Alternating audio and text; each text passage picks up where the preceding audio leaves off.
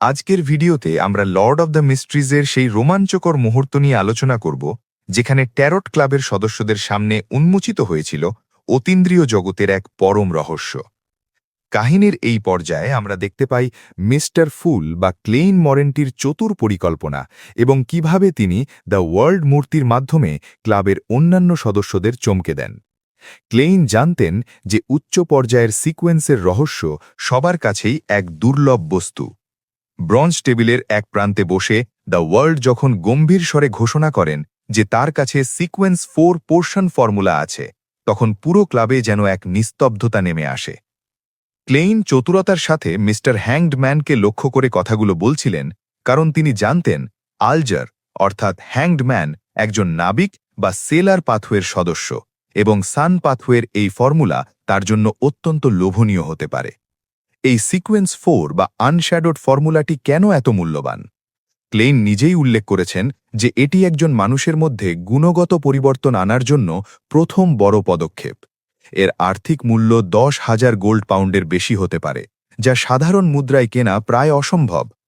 Klein প্রস্তাব করেন যে ডার্ক প্যাটার্নড ব্ল্যাক প্যান্থারের মেরুদণ্ডের রস, যার দাম 500 থেকে 700 পাউন্ড, এবং spring of the elves marrow crystal, যার দাম 300 থেকে 400 পাউন্ড, এই উপকরণের পাশাপাশি অতিরিক্ত 9,000 পাউন্ড নগদ বা সমমূল্যের কোনো বস্তু দিলেই এই অসম্পূর্ণ ফর্মুলা পাওয়া সম্ভব। ক্লেইনের এই প্রস্তাব শুনে জাস্টিস বা অড্রি অত্যন্ত অবাক হন। অড্রির চোখে কৌতূহল ছিল স্পষ্ট। তিনি ভাবছিলেন মিস্টার ফুল কেন দ্য ওয়ার্ল্ডকে ট্যারট ক্লাবে টেনে এনেছেন। তার মনে হল দ্য ওয়ার্ল্ড কোনো সাধারণ অতীন্দ্রিয় সত্তা নন। অড্রির কৌতূহলী প্রশ্নের উত্তরে ক্লেইন যখন জানালেন এটি সূর্যপথের সিকোয়েন্স 4 আনশ্যাডোডের ফর্মুলা, তখন ডেরেক বা দ্য সানের চোখেও এক তীব্র আকাঙ্ক্ষা ফুটে উঠেছিল। তবে ডেরেক জানতেন তিনি এখনও একজন ডেমিগড হওয়ার থেকে অনেক দূরে আছেন, তাই তাকে আপাতত নিজের বর্তমান শক্তির দিকেই মনোযোগ দিতে হবে। মজার ব্যাপার হল, ক্লেইন যখন ভেবেছিলেন মিস্টার হ্যাংডম্যান এই প্রস্তাবে লাফিয়ে পড়বেন, তখন আলজার শান্তভাবে উত্তর দেন যে তার এর কোনো প্রয়োজন নেই। এটি ক্লেইনের প্রত্যাশিত স্ক্রিপ্টের বাইরে ছিল। ক্লেইন অবাক হয়ে ভাবছিলেন কেন আলজার এটি প্রত্যাখ্যান করলেন। তিনি কি church of the Lord of storms থেকে সরাসরি পোর্শন পাওয়ার আশা করছেন, নাকি তার কাছে ইতিমধ্যে সিকোয়েন্স 4 এর ফর্মুলা আছে? ক্লেইন হাল ছাড়লেন না। তিনি দ্য ওয়ার্ল্ডের মাধ্যমে প্রস্তাব দিলেন উচ্চ পর্যায়ের সিকোয়েন্সের কোনো রহস্যের বিনিময়ে তিনি তথ্য আদান প্রদান করতে পারেন। আলজার তখন এক সন্ধি করতে রাজি হন। তিনি ক্লেইনকে একটি শর্ত দিলেন যে তারা উভয়েই তাদের জানা শীর্ষ পর্যায়ের রহস্য মিস্টার ফুলকে দেবেন এবং মিস্টার ফুল বিচার করবেন সেই তথ্যের গুরুত্ব কতটুকু। এই মুহূর্তে অড্রি নিজেকে বেশ দরিদ্র অনুভব করছিলেন, কারণ তার কাছে এই ধরনের রহস্য কেনার মতো যথেষ্ট অর্থ ছিল না। আলজার যখন তার চিরকুট জমা দিলেন, তাতে লেখা ছিল যে শীর্ষ পর্যায়ের সিকোয়েন্সগুলো দেবত্বের পথের রহস্য লুকিয়ে রাখে। ক্লেইন এটি পড়ে মনে মনে হাসলেন এবং মিস্টার ফুলের গম্ভীর কণ্ঠে জানালেন যে দ্য ওয়ার্ল্ডের কাছে যে তথ্য আছে তা আলজারের তথ্যের একটি বিস্তারিত পরিপূরক। আলজার আর দ্বিধা করলেন না। তিনি 1 সপ্তাহের মধ্যে প্রয়োজনীয় উপকরণ সংগ্রহ করার প্রতিশ্রুতি দিয়ে চুক্তি সম্পন্ন করলেন। ক্লেইন যখন আলজারের সামনে সেই রহস্যময় চিরকুটটি তুলে ধরলেন, তখন সেখানে লেখা ছিল এক বিস্ফোরক তথ্য। সিকোয়েন্স 1 এর উপরেও একটি ধাপ আছে, যা হল সিকোয়েন্স 0, আর এই সিকোয়েন্স 0ই হল পরম ঈশ্বরের আসন। নির্দিষ্ট পোর্শন এবং আচারের মাধ্যমে এই পর্যায়ে পৌঁছানো সম্ভব। এই তথ্যটি আলজারকে এতটাই স্তম্ভিত করে দিয়েছিল যে তিনি ক্ষণিকের জন্য তার মানসিক ভারসাম্য হারিয়ে ফেলেছিলেন। সিকোয়েন্স 0 বা ট্রু গড হওয়ার এই রহস্যটি ট্যারট ক্লাবের ইতিহাসের অন্যতম সেরা মোড়। আলজার দীর্ঘশ্বাস ফেলে নিজের চেয়ারে হেলান দিয়ে বসে ভাবছিলেন তিনি জীবনের কত বড় একটি সত্যের মুখোমুখি হলেন। অন্যদিকে অড্রিও এই রহস্য জানতে না পেরে বেশ মন খারাপ করেছিলেন, কিন্তু তিনি দ্রুতই তার মনোযোগ ডেরেকের দিকে ঘুরিয়ে নেন। অড্রি সাইকি অ্যানালিস্ট বা সিকোয়েন্স 7 এর ফর্মুলা সম্পর্কে ডেরেককে জিজ্ঞাসা করেন। ডেরেক এর বিনিময়ে সান পাথওয়ের সিকোয়েন্স 7 এর ফর্মুলা দাবি করেন। অড্রি মনে মনে ভাবছিলেন তার বর্তমান আর্থিক অবস্থার কথা। যদিও তিনি একজন অভিজাত বংশের মেয়ে, তবুও ইদানিং তিনি অর্থের টানাপড়নে অনুভব করছেন। তিনি ঠিক করলেন আগামী কয়েক মাস একটু হাত গুটিয়ে চলবেন এবং বছরের শেষে যখন তিনি পূর্ণবয়স্ক হবেন, তখন তার হাতে আসা বড় অঙ্কের টাকা দিয়ে এই লেনদেন সম্পন্ন করবেন। পুরো লেনদেনের এই পর্যায়টি ছিল অত্যন্ত টানাটান উত্তেজনায় ঠাসা। ক্লেইন চাইছিলেন কোনো রহস্যময় বস্তু বা মিস্টিক্যাল আইটেম সংগ্রহ করতে, যার পার্শ্ব প্রতিক্রিয়া কম হবে, কিন্তু হ্যাংড ম্যানের আর্থিক অবস্থা বুঝতে পেরে তিনি আপাতত সেই আশা ত্যাগ করেন। সিটি অফ সিলভারের জীবনধারা আমাদের মনে করিয়ে দেয় যে অতীন্দ্রিয় জগতে প্রতিটি মুহূর্ত অনিশ্চিত। যেখানে বাসিন্দারা ভবিষ্যতের কথা চিন্তা করার সুযোগ খুব কম পায়, সেখানে ক্লেইন বা মিস্টার ফুলের এই রহস্যের ভাণ্ডার সবার কাছেই যেন আশার এক আলো। চ্যাপ্টারের শেষ ভাগে আমরা দেখি পাইরেট অ্যাডমিরাল কিলাঙ্গোসের জাহাজ দখলের খবর, যা অতীন্দ্রিয় জগতের ক্ষমতার ভারসাম্যে নতুন পরিবর্তনের ইঙ্গিত দিচ্ছিল। এই সিকোয়েন্স জিরোর রহস্য উন্মোচন হওয়ার পর ট্যারট ক্লাবের সদস্যদের উদ্দেশ্য এবং শক্তি যে কয়েক ধাপ বেড়ে যাবে তাতে কোনো সন্দেহ নেই। দেবত্বের পথের এই যাত্রা কেবল শুরু হয়েছে এবং প্রতিটি সদস্যকে এখন আরও বড় চ্যালেঞ্জের মুখোমুখি হতে হবে।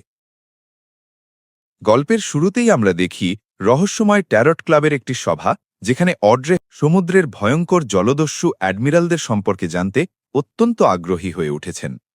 তিনি আলজেরের কাছে জানতে চান বর্তমানে সমুদ্রের সবচেয়ে প্রভাবশালী জলদস্যু কারা এবং তাদের ক্ষমতা ঠিক কতটুকু, কারণ ব্যাকলন্ডের সাধারণ সংবাদপত্রে সমুদ্রের এই উত্তাল জগতের খবরাখবর খুব একটা পৌঁছায় না। আলজের তখন তাকে রিয়ার অ্যাডমিরাল ট্রেসি সম্পর্কে বলেন, যিনি আগে এলমেন্ট গার্ল ট্রেসি নামে পরিচিত ছিলেন। এই শক্তিশালী নারী জলদস্যু গত মাসে কুখ্যাত কিলাঙ্গোসের ক্রুদের নিজের নিয়ন্ত্রণে এনেছেন এবং তার জাহাজের নতুন নাম দিয়েছেন ব্ল্যাক ডেথ। ট্রেসি যে একজন অত্যন্ত শক্তিশালী বিয়ন্ডার তা তিনি কাজের মাধ্যমেই প্রমাণ করেছেন। তিনি মূলত অভিশাপ, কালো আগুন এবং বরফ নিয়ন্ত্রণ করতে পারেন। তার সবচেয়ে ভয়াবহ ক্ষমতা হল তার উপস্থিতিতে শত্রুরা হঠাৎ করেই বিভিন্ন দুরারোগ্য ব্যাধিতে আক্রান্ত হয়ে পড়ে। ধারণা করা হয় তিনি সিকোয়েন্স 5 স্তরের একজন বিয়ন্ডার, যদি তার সুনির্দিষ্ট পাথওয়ে সম্পর্কে এখনও রহস্য রয়ে গেছে। অড্রের এই আগ্রহ দেখে আলজের একে একে সমুদ্রের 4 জন রাজা এবং 6 জন অ্যাডমিরাল সম্পর্কে বিস্তারিত বর্ণনা দিতে শুরু করেন। পর্দার আড়ালে বসে ক্লেইন খুব মনোযোগ দিয়ে এই আলোচনা শুনছিলেন, কারণ তিনিও এই বিষয়গুলো সম্পর্কে খুব বেশি জানতেন না। আলজেরের বর্ণনা অনুযায়ী সমুদ্রের সবচেয়ে শক্তিশালী রাজা হলেন নাস্ট, যাকে কিং অফ দ্য 5 সিজ বলা হয়। তিনি নিজেকে প্রাচীন সলোমন সাম্রাজ্যের বংশধর বলে দাবি করেন এবং তার কাছে ডার্ক এম্পারার নামক একটি কিংবদন্তি ভুতুড়ে জাহাজ রয়েছে। নাস্ট কেবল একজন হাই সিকোয়েন্স বিয়ন্ডারই নন, বরং তিনি যুদ্ধক্ষেত্রে নিজস্ব নিয়ম বা অর্ডার তৈরি করতে পারেন। তিনি তার শত্রুকে এমন এক বলয়ে নিয়ে আসেন যেখানে তিনি নিজে সবচেয়ে বেশি শক্তিশালী। নাস্টের বয়স 100 বছরেরও বেশি এবং তিনি রোসেল যুগেরও আগে থেকে সমুদ্রে দাপিয়ে বেড়াচ্ছেন। অন্যদিকে ডন জাহাজের মালকিন কুইন মিস্ট্রি একজন অত্যন্ত সুন্দরী এবং রহস্যময়ী নারী ডিমিগড। তিনি একসময় ওয়ারলক ছিলেন এবং বর্তমানে নিজের ক্ষমতায় সমুদ্র শাসন করছেন। অ্যাডমিরালদের তালিকায় এরপরই আসে অ্যাডমিরাল হ্যাল লর্ডওয়েলের নাম। তিনি ব্ল্যাক টিউলিপ নামক জাহাজের অধিপতি এবং একসময় নাস্টের অনুসারী ছিলেন। লর্ডওয়েল একজন অত্যন্ত শক্তিশালী মিডিয়াম, যিনি মৃত আত্মার জগতের প্রাণীদের নিয়ন্ত্রণ করতে পারেন এবং বলা হয় তার কাছে প্রাচীন মৃত্যুর দেবতার একটি আংটি রয়েছে। এরপর আসে অ্যাডমিরাল অফ স্টার্স ক্যাটলেয়ার কথা। তিনি একসময় কুইন মিস্ট্রির অনুসারী থাকলেও মোসেস অ্যাসেটিক অর্ডার নামক একটি গোপন সংগঠনে যোগ দেওয়ায় তাদের মধ্যে দূরত্ব তৈরি হয়। এই সংগঠনটি মূলত মিস্ট্রি প্রায়ার পাথওয়ের সাথে যুক্ত। ক্লেইন এই নাম শুনেই পুরনো সহকর্মী নীলের কথা ভাবছিলেন, যিনি এই পাথওয়ের প্রভাবে নিয়ন্ত্রণ হারিয়েছিলেন। এছাড়া admiral of blood Senor, rear admiral deep sea howl Constantine, iceberg Edwina Edwards এবং অ্যাডমিরাল ডাস্ক বুলাটফ ইয়ন সমুদ্রের ত্রাস হিসেবে পরিচিত। আলজের সতর্ক করে দেন যে সমুদ্রের জীবন কোনো রোমাঞ্চকর গল্প নয়, বরং এটি রক্তপাত, বিশৃঙ্খলা এবং খুনের এক ভয়াবহ সংমিশ্রণ। ঠিক যেমনটি বর্তমানে ব্যাকলুন্ডে ঘটছে, যেখানে 11 জন মহিলাকে নৃশংসভাবে হত্যা করা হয়েছে। এই খুনি কেবল তাদের হত্যাই করেনি, বরং তাদের পেট চিরে অভ্যন্তরীণ অঙ্গপ্রত্যঙ্গ বের করে নিয়েছে, যা দেখে মনে করা হচ্ছে এটি কোনো শয়তানের আরাধনা বা ডেভিল ওয়ার্শিপের অংশ। সিলভার সিটির কিশোর ডেরেক বা দ্য সান এই খুনের ধরন দেখে চমকপ্রদ তথ্য প্রদান করেন। তিনি জানান যে এটি আসলে সিকোয়েন্স 6 ডেভিল থেকে সিকোয়েন্স 5-এ উন্নীত হওয়ার একটি প্রাচীন আচার। এই পৈশাচিক আচারের জন্য খুনিকে কমপক্ষে ১৩ জন এবং সর্বোচ্চ ৪৯ জন মানুষকে হত্যা করতে হয়। প্রতিটি খুনের মাঝে বিরতি থাকতে হবে ৩ থেকে ৯ দিনের মধ্যে। খুনি প্রতিটি হত্যার পর শিকারের কিছু অঙ্গ ভক্ষণ করে, যা তাকে প্রচণ্ড হিংস্র এবং তৃষ্ণার্ত করে তোলে। এই প্রক্রিয়াটি সম্পন্ন করার মাধ্যমেই একজন বিয়ন্ডার তার শক্তির পরবর্তী স্তরে পৌঁছতে পারে। ক্লেইন ডেরেকের এই জ্ঞানের গভীরতা দেখে অবাক হন, কারণ ইতিহাসের অনেক তথ্য যা বর্তমান পৃথিবীতে হারিয়ে গেছে তা সিলভার সিটিতে এখনও সংরক্ষিত আছে। এই আলোচনার মাঝেই অড্রে প্রশ্ন তোলেন যে কেন বিয়ন্ডারদের গোপন সভাগুলিতে পোষণ ফর্মুলা সহজে পাওয়া যায় না। আলজেরের ব্যাখ্যায় বলেন যে পোষণ ফর্মুলা খুব সহজেই জাল করা সম্ভব এবং বিয়ন্ডারদের মধ্যে বিশ্বাসের অভাব থাকায় কেউ নিজের জীবন নিয়ে ঝুঁকি নিতে চায় না। এছাড়া পশুদের ওপর পরীক্ষা চালানোও অত্যন্ত ব্যয়বহুল এবং বিপজ্জনক, কারণ তারা খুব দ্রুত নিয়ন্ত্রণ হারিয়ে দানবে পরিণত হতে পারে। এমনকি কোনো পবিত্র দেবতার নামে শপথ নেওয়াও বিয়ন্ডারদের জন্য বিপজ্জনক হতে পারে, কারণ হিডেন সেজ বা ট্রু ক্রিয়েটারের মতো সত্তাদের নাম নেওয়া মানেই ধ্বংসকে ডেকে আনা। সবশেষে সিলভার সিটির একটি অভিযানের কথা উঠে আসে, যেখানে ডেরেক একটি ধ্বংসপ্রাপ্ত মন্দিরে উল্টানো ক্রুশবিদ্ধ এক নগ্ন মানুষের মূর্তির কথা বলেন। ক্লেইন নিজের ক্ষমতা ব্যবহার করে তার চেহারার বিস্ময় ঢেকে রাখেন এবং গম্ভীর স্বরে জানান যে এটি আসলে ফলেন ক্রিয়েটার বা পতিতা সৃষ্টিকর্তা। এই তথ্যটি সবার মধ্যে এক অদ্ভুত শিহরণ তৈরি করে, কারণ এটি বর্তমানে ট্রু ক্রিয়েটারেরই একটি প্রাচীন রূপ। ক্লেইন বুঝতে পারেন যে ইতিহাসের অনেক অন্ধকার সত্য এখনও উন্মোচিত হওয়া বাকি। এই দীর্ঘ আলোচনায় আমরা দেখলাম সমুদ্রের ক্ষমতা দখলের লড়াই থেকে শুরু করে শহরের অন্ধকারের পৈশাচিক আচার পর্যন্ত সবকিছুই বিয়ন্ডার জগতের এক অবিচ্ছেদ্য অংশ। রহস্যের এই জাল যত বিস্তৃত হচ্ছে, ততই নতুন নতুন বিপদ আর প্রাচীন দেবতারা আমাদের সামনে হাজির হচ্ছেন। গল্পের শুরুতেই আমরা দেখি সিলভার সিটির ডেরিকের মনে এক গভীর অস্বস্তি এবং অস্থিরতা কাজ করছে। যখন সে আলজেরের মুখে ফলেন ক্রিয়েটার বা পতিত সৃষ্টিকর্তা নামটি শোনে, তখন সে সাথে সাথে ভ্রুকুটি করে এবং তার অবচেতন মন এই ধারণাটি প্রত্যাখ্যান করে। সিলভার সিটির বাসিন্দারা জন্মগতভাবে এক সর্বশক্তিমান এবং সর্বজ্ঞ ঈশ্বরের প্রতি বিশ্বাসী, যাকে তারা মহাবিশ্বের স্রষ্টা হিসেবে গণ্য করে। তাই যখনই তারা এই পবিত্র নামের সাথে পতিত বা মন্দ কোনো শব্দ শোনে, তা তাদের বিশ্বাসের মূলে আঘাত করে। অন্যদিকে আলজের অর্থাৎ দ্য হ্যাংড ম্যান এই নামটির পেছনের রহস্য নিয়ে গভীরভাবে চিন্তা করতে শুরু করে। সে জানত যে মিস্টার ফুল, যাকে ফলেন ক্রিয়েটার বলে ডাকেন, অরোরা অর্ডারের সদস্যরা তাকেই ট্রু ক্রিয়েটার বা সত্য সৃষ্টিকর্তা হিসেবে পূজা করে। আলজেরের মনে এক বিশাল প্রশ্নদানা বাঁধে যে কেন এই মন্দ দেবতার মন্দির বা মূর্তির ধ্বংসাবশেষ সিলভার সিটির আশেপাশে পাওয়া যাবে। তার সন্দেহ আরও দৃঢ় হয় যে এই সিলভার সিটিই কি সেই রহস্যময় ফরসেকেন্ড ল্যান্ড অব দ্য গড বা দেবতাদের পরিত্যক্ত ভূমি। ইতিহাসের ক্যাটাক্লিজমের আগের ঘটনাগুলো এখন কেবল অস্পষ্ট উপকথা এবং রূপকথায় পরিণত হয়েছে, তাই আলজের কোনো সঠিক সিদ্ধান্তে পৌঁছতে পারছিল না। আলজের ডেরিকের প্রতিক্রিয়া লক্ষ্য করে তাকে আরও কিছু তথ্য দেওয়ার সিদ্ধান্ত নেয়। সে জানায় যে ট্রু ক্রিয়েটারের অনুসারীরা সাধারণত সিক্রেট সাপ্লিয়েন্ট, লিসেনার এবং শ্যাডো অ্যাসেটিকের মতো বিয়ন্ডার পাথওয়েগুলো নিয়ন্ত্রণ করে। কিন্তু ডেরিকের আসল আতঙ্ক শুরু হয় যখন আলজের পরবর্তী সিকোয়েন্স হিসেবে শেফার্ড বা মেষ পালকের নাম উল্লেখ করেন। এই শব্দটি শোনার সাথে সাথে ডেরিকের রক্ত যেন হিম হয়ে যায় এবং সে তার আসনে সোজা হয়ে বসে পড়ে। তার চোখে স্পষ্ট ফুটে ওঠে গভীর আতঙ্ক। সিলভার সিটির বাসিন্দাদের কাছেও লিসেনারের মতো কিছু সিকোয়েন্সের অস্তিত্ব ছিল, যদিও তা ভিন্ন নামে পরিচিত ছিল। ডেরিকের এই ভয়ের প্রধান কারণ ছিল তাদের 6 মেম্বার কাউন্সিলের নতুন উন্নত হওয়া এল্ডার লোভিয়া। লোভিয়া একজন শেফার্ড এবং ইদানিং তার আচরণ অদ্ভুতভাবে রহস্যময় এবং সন্দেহজনক হয়ে উঠছে। ডেরিকের মনে পড়ে যায় অতীতে তাদের অভিযানে পাওয়া সেই সব ধ্বংস হয়ে যাওয়া শহরগুলোর কথা, যেখানে ড্রাগনিজ, জোটুন বা এলভিস ভাষায় খোদাই করা ছিল কেবল একটি শব্দ, শয়তান ঈশ্বর। ডেরিকের মনে এক গভীর দুশ্চিন্তা কাজ করতে শুরু করে যে তাদের সিলভার সিটিও কি কোনো মন্দ দেবতার প্রভাবে ধ্বংসের দিকে এগিয়ে যাচ্ছে। ডেরিকের এই নীরবতা এবং আতঙ্কিত ভঙ্গি অড্রিকে কিছুটা হতাশ করে, কারণ সে সিলভার সিটি সম্পর্কে আরও বিস্তারিত এবং রোমাঞ্চকর তথ্য জানতে আগ্রহী ছিল। তবে আলজের খুব শান্তভাবে ডেরিকের প্রতিটি প্রতিক্রিয়া পর্যবেক্ষণ করছিল এবং সে বুঝতে পারছিল যে ডেরিকের কাছে এমন কিছু তথ্য আছে যার মূল্য হয়তো সে এখনই পরিশোধ করতে পারবে না। এরপর আমরা চলে যাই সেই রহস্যময় গ্রে ফগ বা ধূসর কুয়াশার ওপরে মিস্টার ফুল অর্থাৎ ক্লেইন মোরেটির কাছে। ক্লেইন আজকের 13 ক্লাবের সভার সমাপ্তি ঘোষণা করেন এবং একে একে অড্রি, আলজের, ডেরিক এবং দ্য ওয়ার্ল্ডের সাথে সংযোগ বিচ্ছিন্ন করে দেন। সভা শেষে ক্লেইন ল্যানিভাসের কাছ থেকে পাওয়া সেই ছোট ব্যাজটি নিয়ে গভীর পরীক্ষা শুরু করেন। ব্যাজটির পেছনে লেখা ছিল যে এই আইটেমটি যার কাছে থাকবে সে একটি গোপন সভায় যোগ দিতে পারবে। ক্লেইন যখন এতে নিজের আধ্যাত্মিক শক্তি বা স্পিরিচুয়ালিটি ইনজেক্ট করেন, তখন সেখান থেকে একটি ম্লান আলোর রশ্মি নির্গত হয় এবং গ্রে ফগ দ্বারা বাধাগ্রস্ত হয়ে একটি ইলিউশারি পার্চমেন্ট বা মায়াবী চর্মকাগজে রূপ নেয়।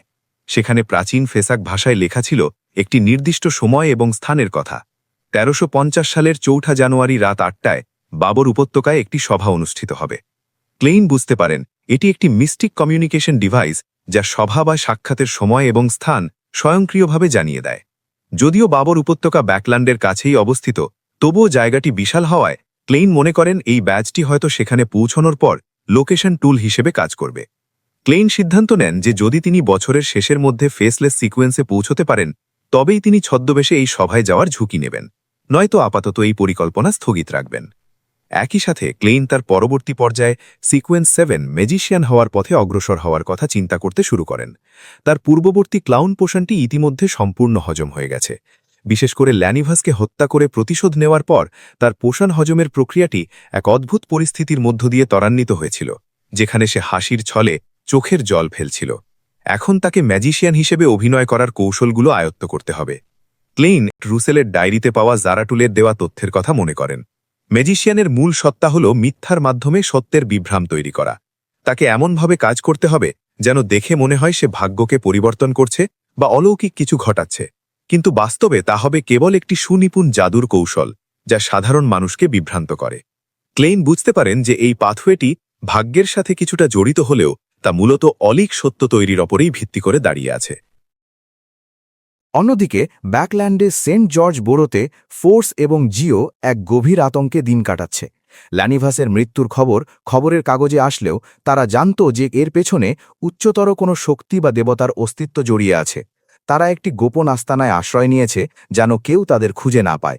জিও ল্যানিভাসের বিষয়টি পুলিশের কাছে রিপোর্ট করার সময় অত্যন্ত বুদ্ধিমত্তার পরিচয় দিয়েছিল। সে সরাসরি কোনো দেবতার কথা উল্লেখ না করে বলেছিল যে বিষয়টি অত্যন্ত বিপজ্জনক এবং লক্ষ্যবস্তু ব্যক্তিটি কোনো এক শয়তান ঈশ্বরের উপাসনা করছে। জিও আর অড্রির দেওয়া কোনো বিপজ্জনক মিশনে জড়াতে চায় না, কারণ হাই লেভেল যুদ্ধের ভয়াবহতা সে নিজের চোখে দেখেছে এবং সে জানে এই লড়াইগুলো কতটা ধ্বংসাত্মক হতে পারে। ফোর্স তাকে জানায় যে জিও এই মিশনের জন্য 200 পাউন্ড পাবে এবং তার জমানো 70 পাউন্ড মিলিয়ে সে অবশেষে শেরিফ পোষণের উপকরণের কাছাকাছি পৌঁছাতে পারবে।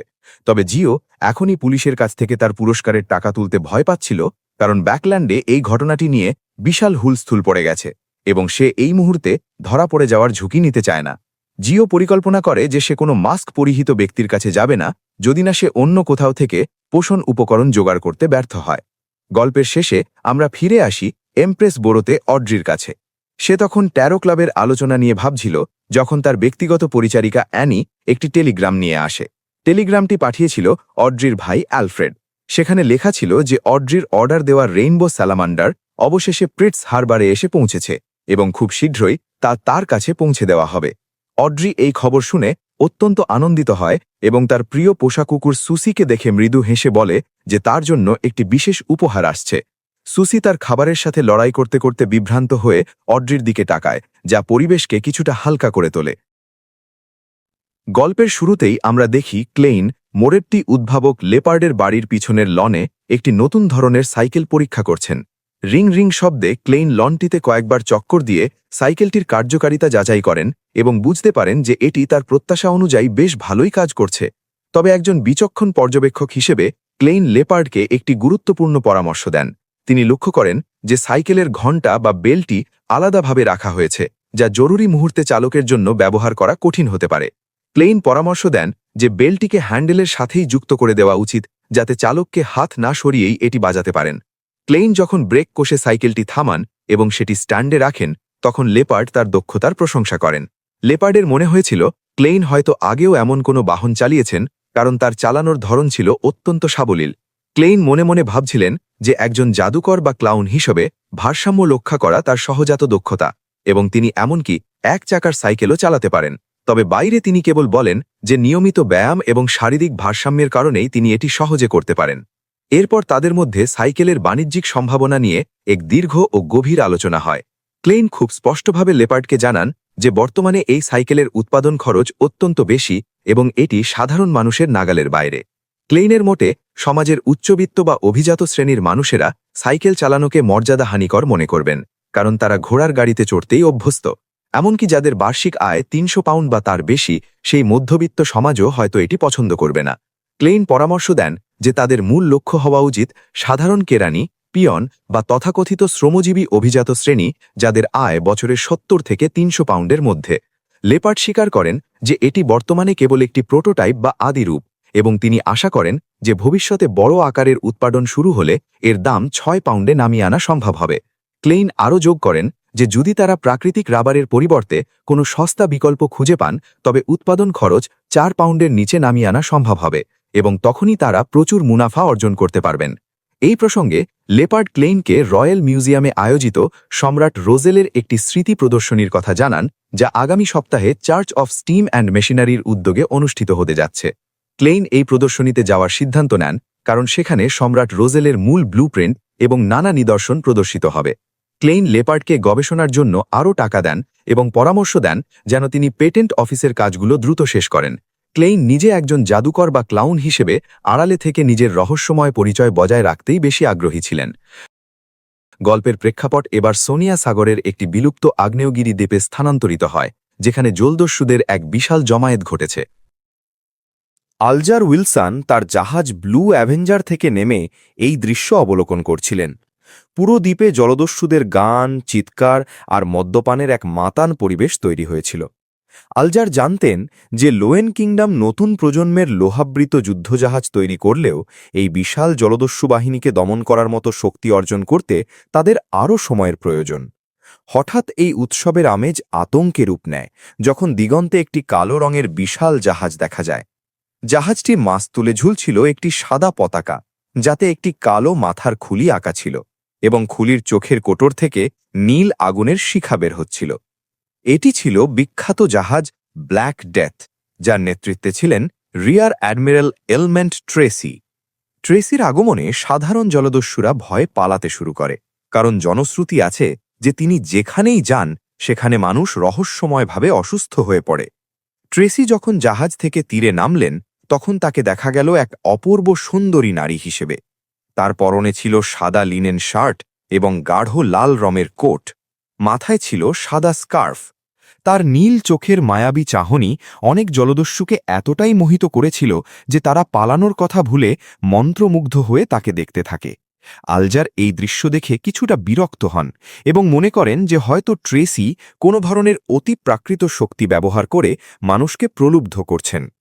ট্রেসি যখন দ্বীপের কালো প্রাসাদের দিকে এগোচ্ছিলেন, তখন আর একটি বিশাল পালতোলা জাহাজ সমুদ্রের বুকে আবির্ভূত হয়। এই জাহাজের পতাকায় 10টি তারা ঘেরা একটি চোখের ছবি ছিল, যা নির্দেশ করছিল এটি অ্যাডমিরাল অফ স্টার্স ক্যাটলিয়ার জাহাজ। ক্যাটলিয়া তীরে নোঙর না করে একটু দূরেই অবস্থান করেন, এবং এরপর যা ঘটে তা ছিল দেখার মতো।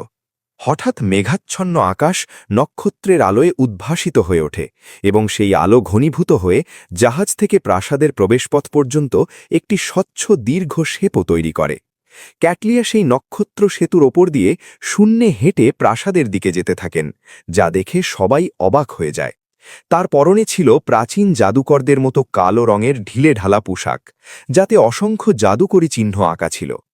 তার কোমরে ঝোলানো একটি সেলেস্টিয়াল গ্লোব দেখে আলজারের মনে পড়ে যায় যে মিস্টার ফুলের সমাবেশে যাওয়ার আগে তার কাছে থাকা একটি রহস্যময় কাঁচের বোতলের কথা, যা ভেঙে যাওয়ার সময় অনেকটা একই রকম দৃশ্য তৈরি করেছিল।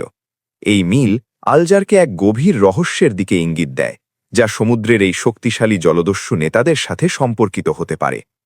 সবশেষে গল্পের দৃশ্য মোড় নেয় এমপ্রেস বোরোর উপকণ্ঠে অড্রি হলের রাজকীয় প্রাসাদে। অড্রি তার ভৃত্য এবং প্রিয় সোনালি রিট্রিভার কুকুর সুজিকে নিয়ে তার ম্যানারে প্রবেশ করলে তাকে জানানো হয় যে এনম্যাট হারবার থেকে একটি বিশেষ উপহার এসেছে। অড্রি মজা করে সুজিকে বলেন যে এটি তার জন্য পাঠানো উপহার, কিন্তু উপহারটি দেখার পর অড্রি এবং সুজি দুজনেই স্তম্ভিত হয়ে যান। সেটি ছিল বিশাল এক গিরগিটি, যা প্রায় ৩ মিটার লম্বা, এবং তার গায়ের চামড়া আলোর পরিবর্তনের সাথে সাথে রং বদলাচ্ছিল। দানবীয় এই প্রাণীটি মাটিতে শুয়ে থাকলেও তার উচ্চতা অড্রির হাঁটু পর্যন্ত পৌঁছাচ্ছিল। এমন একটি অদ্ভুত এবং বিশাল উপহার দেখে সুজি কেবল বিস্ময় ভরা চোখে তার মালকিনের দিকে তাকিয়ে থাকে। গল্পের শুরুতেই আমরা দেখি অড্রে হলের এক অদ্ভুত বিস্ময় আর বিভ্রান্তি।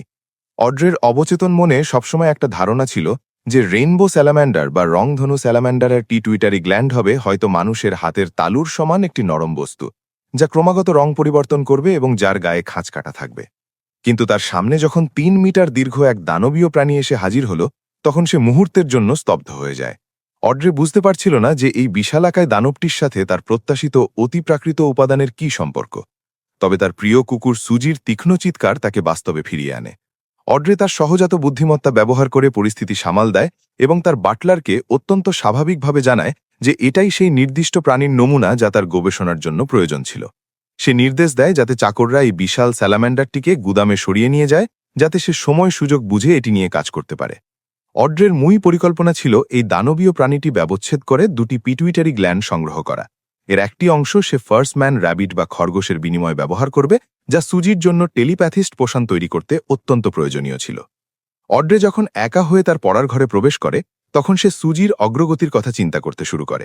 অড্রের মনে এক গভীর দুশ্চিন্তা দানা বাঁধছিল। সে জানত না সুজি তার আগের পোষণটি অর্থাৎ স্পেকটেটর পোষণটি সম্পূর্ণভাবে হজম করতে পেরেছে কিনা। বিয়ন্ডারদের জগতে পোষণ সম্পূর্ণ হজম না করে পরবর্তী ধাপে গেলে নিয়ন্ত্রণ হারানোর বা উন্মাদ হয়ে যাওয়ার ঝুঁকি থাকে অনেক বেশি। সুজি একজন মানুষ নয়, তাই সে এই ঝুঁকি কতটা নিতে পারবে তা নিয়ে অড্রে শঙ্কিত ছিল। সুজির বর্তমান বুদ্ধিমত্তা এখন প্রায় 10 বছর বয়সী একটি শিশুর মতো এবং সে ইতিমধ্যে লোয়েন ভাষা শিখতে শুরু করেছে। এমনকি সে সংবাদপত্র, ম্যাগাজিন এবং বই পড়ার আগ্রহ প্রকাশ করেছে। অড্রে যখন সুজিকে সরাসরি জিজ্ঞেস করে যে সে পোষণটি হজম করেছে কিনা, সুজি প্রথমে অবাক হয়ে যায়, কারণ সে হজম শব্দটির অতিপ্রাকৃত অর্থ বুঝতে পারেনি। অড্রে তাকে বুঝিয়ে বলে যে পোষণ হজম হওয়ার অনুভূতিটা কেমন। এটি এমন এক অভিজ্ঞতা যেখানে শরীরের ভেতরে কোনো অলিক বস্তু ভেঙে গিয়ে মনের সাথে মিশে যায় এবং মহাকাশের অসংখ্য নক্ষত্রের মতো এক অদ্ভুত দৃশ্য দেখা যায়। সুজি শান্তভাবে সব শোনার পর জানায় যে সে অনেক আগেই এই অনুভূতি পেয়েছে, হয়তো গত মাসে বা তারও আগে। অড্রে অত্যন্ত অবাক হয়ে যায়, কারণ সুজিকে কেউ অভিনয়ের পদ্ধতি বা অ্যাক্টিং মেথড শেখায়নি, অথচ সে একজন সাধারণ কুকুরের চেয়েও দ্রুত পোষণ হজম করে ফেলেছে। সুজি তার লেজ নেড়ে বিনয়ের সাথে জানায় যে সে তো শুধুই একটি কুকুর, তাই এসব হিসাব সে রাখেনি। এই ঘটনা অড্রের মনে এক অদ্ভুত প্রতিযোগিতার সৃষ্টি করে এবং সে মজার ছলে চিন্তা করে যে অন্য বিয়ন্ডারদের সাথে কথা বলার সময় সে কি বলবে যে সে পোষণ হজমে কুকুরের চেয়ে সামান্য ভালো। অন্যদিকে ক্লেইন মরেট্টি বা মিস্টার ফুল তার পরবর্তী ধাপের জন্য অত্যন্ত সতর্কভাবে প্রস্তুতি নিচ্ছিল। সে যখন বিশ্রাম নিচ্ছিল, তখন মিস্টার হ্যাংড ম্যানের প্রার্থনায় তার ঘুম ভেঙে যায়। ক্লেইন দ্রুত 4 ধাপ বামাবর্তে হেঁটে ধূসর কুয়াশার উপরে তার রহস্যময় আসনে গিয়ে বসে। সেখানে সে দেখে মিস্টার হ্যাংড ম্যান তার জন্য dark patterned black panther spinal fluid এবং spring of the elves marrow crystal সংগ্রহ করেছে। ক্লেইন এই উপাদানগুলো দেখে বেশ সন্তুষ্ট হয়। ব্ল্যাক প্যান্থারের মেরুদণ্ডের রসটি ছিল স্বচ্ছ তরল, কিন্তু তার স্বচ্ছতার বিভিন্ন স্তর ছিল যা দেখতে বেশ অদ্ভুত এবং সুন্দর। এলভস ম্যারো ক্রিস্টালগুলো দেখতে ছিল ফ্যাকাশে রঙের ডিমের মতো, যার খোসা ছিল অত্যন্ত পাতলা। ক্লিন এর মাঝেই লিটল সান বা ডেরিকের কাছ থেকে মিস্ট ট্রিয়েন্টের আসল শিকড় এবং রস পাওয়ার অপেক্ষায় ছিল। বুধবার সন্ধ্যায় সে সেই উপাদানগুলো পেয়ে যায়। মিস্ট ট্রিয়েন্টের শিকড়টি ছিল হৃৎপিণ্ডের মতো আকৃতির এবং বাদামি রঙের, যার উপরিভাগ একজন বৃদ্ধ মানুষের কুচকানো চামড়ার মতো হলেও অন্য দিকটি রত্নের মতো মসৃণ ছিল। এর রস ছিল হালকা সবুজ এবং উজ্জ্বল।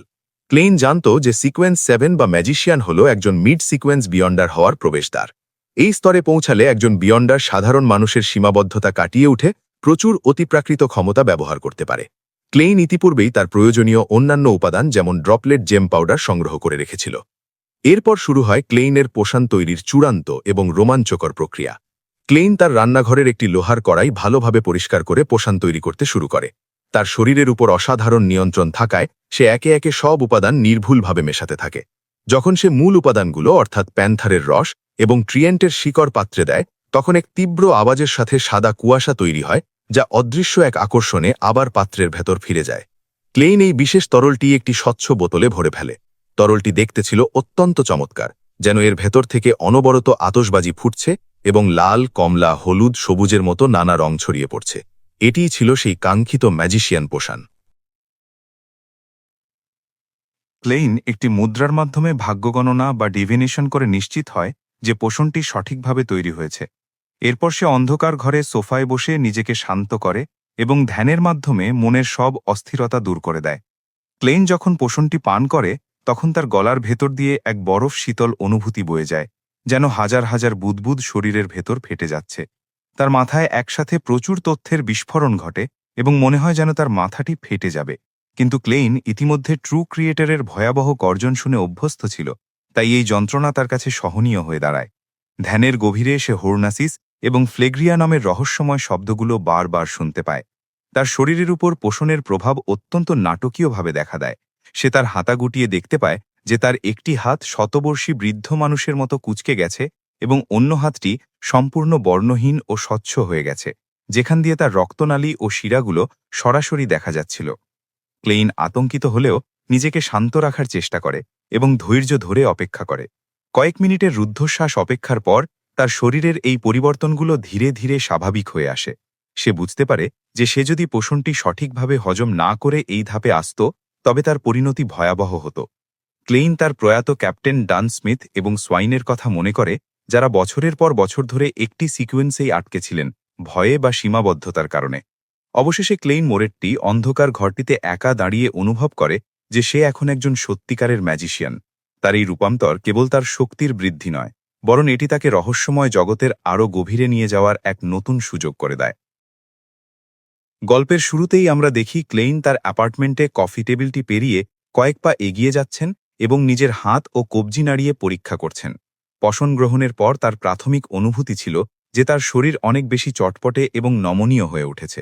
তিনি মনে মনে ভাবছিলেন যে তার মধ্যে কোনো অতিপ্রাকৃত ক্ষমতা না থাকলেও কেবল এই শারীরিক দক্ষতা দিয়েই তিনি একজন শীর্ষস্থানীয় জাদুকার হতে পারতেন। পশনটি গ্রহণের পর এক রহস্যময় পদ্ধতিতে তার মনের মধ্যে জাদুকরী ক্ষমতাগুলোর সমস্ত জ্ঞান গেঁথে যায়, যেন কেউ সরাসরি তার মস্তিষ্কে তথ্যগুলো মুদ্রণ করে দিয়েছে। এই পশন গ্রহণের সময় ক্লেইনের মনে হয়েছিল যেন তার মাথা যন্ত্রণায় ফেটে যাবে, কিন্তু সেই যন্ত্রণার পরেই তিনি সিকোয়েন্স 7 ম্যাজিশিয়ান বা জাদুকরের অলৌকিক ক্ষমতাগুলো বুঝতে শুরু করেন। ম্যাজিশিয়ান সিকোয়েন্সের সবচেয়ে উল্লেখযোগ্য এবং শক্তিশালী ক্ষমতাগুলোর মধ্যে একটি হল ড্যামেজ ট্রান্সফার বা ক্ষত স্থানান্তর। ক্লেইন যখনই ক্ষমতার কথা জানতে পারেন, তখন তিনি বুঝতে পারেন যে এটি যুদ্ধক্ষেত্রে তার জীবন বাঁচাতে কতটা সহায়ক হবে। এই ক্ষমতার মাধ্যমে একজন জাদুকর যদি তাৎক্ষণিকভাবে মারা না যান এবং তার হাত নাড়ানোর ক্ষমতা থাকে, তবে তিনি তার শরীরের যে কোনো প্রাণঘাতী জখমকে হাত বা অন্য কোনো কম গুরুত্বপূর্ণ অংশে সরিয়ে নিতে পারেন। এর ফলে একটি নিশ্চিত মৃত্যুও সামান্য আঘাতে পরিণত হতে পারে। যদিও সিকোয়েন্স 7 পর্যায়ে এই ক্ষমতাটি কেবল নিজের শরীরের মধ্যেই সীমাবদ্ধ এবং এটি কেবল একবারই ব্যবহার করা যায়, তবে ক্লেইন আশা করেন যে ভবিষ্যতে হয়তো তিনি এই ক্ষত অন্য কোনো বস্তু বা মানুষের ওপর স্থানান্তর করতে পারবেন। এরপর আমরা দেখতে পাই ফ্লেমিং জাম্প বা অগ্নি লাফানোর ক্ষমতা। 30 মিটারের পরিসীমার মধ্যে থাকা যে কোনো আগুনের শিখা বা স্ফুলিঙ্গ ব্যবহার করে জাদুকর মুহূর্তের মধ্যে এক স্থান থেকে অন্য স্থানে যাতায়াত করতে পারেন। এটি অনেকটা টেলিপোর্টেশনের মতো কাজ করে, যা আধ্যাত্মিক জগৎ বা স্পিরিট ওয়ার্ল্ডের সাহায্য নিয়ে সম্পন্ন হয়। ক্লেইন অনুভব করেন যে পশনটি যত বেশি তার শরীরের সাথে মিশে যাবে এবং তার সিকোয়েন্স যত বাড়বে, এই লাফ দেওয়ার দূরত্ব তত বৃদ্ধি পাবে। তার পরবর্তী ক্ষমতাটি হল এয়ার বুলেট, যা তিনি আগেই সিক্রেট অর্ডারের ক্লাউনদের ব্যবহার করতে দেখেছিলেন। কেবল আঙুল দিয়ে তুড়ি বাজিয়ে বা কোনো শব্দ করে ক্লেইন বাতাসের তৈরি একটি অদৃশ্য বুলেট ছুড়তে পারেন। এই বুলেটের শক্তি এবং গতি একটি কাস্টম রিভলভারের বুলেটের মতোই মারাত্মক। উচ্চতর সিকোয়েন্সে পৌঁছালে তিনি হয়তো বাতাসের মাধ্যমেই কানানের গোলার মতো শক্তিশালী আঘাত তৈরি করতে সক্ষম হবেন। এই ক্ষমতার কারণে ক্লেইন মনে করেন যে তার আর আলাদা করে বন্দুক বা বুলেটের প্রয়োজন নেই, তবে নিজের অতিপ্রাকৃত পরিচয় গোপন রাখতে তিনি একটি বন্দুক রাখা নিরাপদ মনে করেন। জাদুকরের আরেকটি গুরুত্বপূর্ণ কৌশল হল পেপার ফিগারিন সাবস্টিটিউট বা কাগজের পুতুল বিকল্প। বিপদের মুহূর্তে একজন জাদুকর চোখের পলকে নিজের জায়গায় একটি কাগজের পুতুল রেখে সরে যেতে পারেন। এটি কেবল মারাত্মক আঘাত এড়াতেই নয়, বরং বিভিন্ন জাদুকরী অভিশাপ বা হেক্সের প্রভাব কমাতেও সাহায্য করে। তবে এই ক্ষমতার একটি সীমাবদ্ধতা হল জাদুকরকে আগে থেকেই কাগজের পুতুলগুলো নিখুঁতভাবে কেটে প্রস্তুত রাখতে হয়। প্রাচীন যুগে যারা এমন কাগজ সাথে রাখতেন, তাদের অনেক সময় অন্ধকার জাদুকর বা ডার্ক ওয়ারলক হিসেবে সন্দেহ করা হতো। পঞ্চম ক্ষমতা হিসাবে আসে ফ্লেম কন্ট্রোলিং বা অগ্নি নিয়ন্ত্রণ। এর মাধ্যমে 30 মিটারের মধ্যে থাকা যে কোনো আগুনকে জাদুকর কেবল হাতের ইশারায় নিয়ন্ত্রণ করতে পারেন এবং এমনকি নির্দিষ্ট কোনো বস্তুকে জ্বালিয়ে দিতে পারেন। পোষণ পুরোপুরি হজম হয়ে গেলে বা উচ্চতর পর্যায়ে গেলে জাদুকর শূন্য থেকেই আগুনের কুণ্ডলী তৈরি করার ক্ষমতা অর্জন করেন। ষষ্ঠ ক্ষমতাটি হল ইলিউশন ক্রিয়েশন বা ভ্রম সৃষ্টি। জাদুকর তার চারপাশের রং, শব্দ এবং গন্ধ পরিবর্তন করে এমন বাস্তবসম্মত ভ্রম তৈরি করতে পারেন যা শত্রুকে সহজেই ধোঁকা দিতে পারে। এরপর আসে আন্ডার ওয়াটার ব্রিদিং বা জলের নিচে শ্বাস নেওয়ার ক্ষমতা। এটি আসলে একটি জাদুকরী কৌশল যেখানে জাদুকর একটি অদৃশ্য এবং সরু বায়ু নল তৈরি করেন যা তাকে জলের নিচে দীর্ঘক্ষণ থাকতে সাহায্য করে।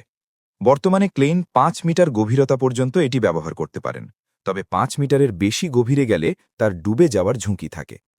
অষ্টম ক্ষমতাটি হল বোন সফটেনিং বা হাড় নরম করা। এটি একজন জাদুকরকে হাতকড়া, দড়ি বা যে কোনো ছোট জায়গা থেকে অতি সহজে বেরিয়ে আসতে সাহায্য করে। নবম ক্ষমতাটি হল ড্রয়িং পেপার অ্যাজ ওয়েপন্স, যার মাধ্যমে ক্লেইন সাধারণ কাগজের টুকরোকে কেবল ধারালো ছুরিতেই নয় বরং সাময়িকভাবে লাঠি বা ইঁটের মতো শক্ত বস্তুতেও রূপান্তর করতে পারেন। এই ৯টি ক্ষমতা জাদুকরকে লড়াইয়ের ময়দানে অত্যন্ত বহুমুখী করে তোলে। জাদুকররা খুব দ্রুত গতিতে মন্ত্র প্রয়োগ করতে পারেন এবং তাদের কোনো দীর্ঘ প্রার্থনা বা মন্ত্রপাঠের প্রয়োজন হয় না। গল্পের এই পর্যায়ে আমরা এক রহস্যময় প্রাকৃতিক ঘটনার সাক্ষী হই। ক্লেইন যখন বাইরে বের হওয়ার প্রস্তুতি নিচ্ছিলেন তখন হঠাৎ করেই চারপাশ অন্ধকার হয়ে যায় এবং আকাশ পরিষ্কার হয়ে একটি বিশাল রক্তিম চাঁদ বা ব্লাড মুন উদিত হয়। জ্যোতির্বিজ্ঞান এবং ক্যালেন্ডার অনুযায়ী পূর্ণিমা হতে তখনও ১০ দিন বাকি ছিল, কিন্তু কোনো ব্যাখ্যা ছাড়াই চাঁদটি রক্তের মতো লাল এবং পূর্ণ গোল আকার ধারণ করে। রহস্যবিদদের মতে এই রক্তিম চাঁদ মানুষের মধ্যে নেতিবাচক আবেগ এবং অস্থিরতা বাড়িয়ে তোলে এবং আধ্যাত্মিক জগতের শক্তিকে বহুগুণ শক্তিশালী করে। এমনকি এই সময় মৃত আত্মারাও তাদের কবর থেকে উঠে আসার ক্ষমতা পায়। সাধারণ মানুষ এটি নিয়ে রসিকতা করে বলে যে এটি হয়তো দেবীর মেজাজ পরিবর্তনের বহিঃপ্রকাশ। এই রক্তিম চাঁদের প্রভাবে চেয়ারউড ১২-র একটি অ্যাপার্টমেন্টে লেখক ফোর্স ওয়াল এক চরম যন্ত্রণাদায়ক পরিস্থিতির সম্মুখীন হন। প্রতি পূর্ণিমাতেই তিনি এমন কিছু রহস্যময় চিৎকার বা প্রলাপ শুনতে পান যা তাকে পাগল করে দিতে চায়। এই প্রবল যন্ত্রণায় তার শরীর কুঁকড়ে যায়, এমনকি তার নখ ভেঙে যায় এবং চুল অস্বাভাবিকভাবে লম্বা হতে শুরু করে।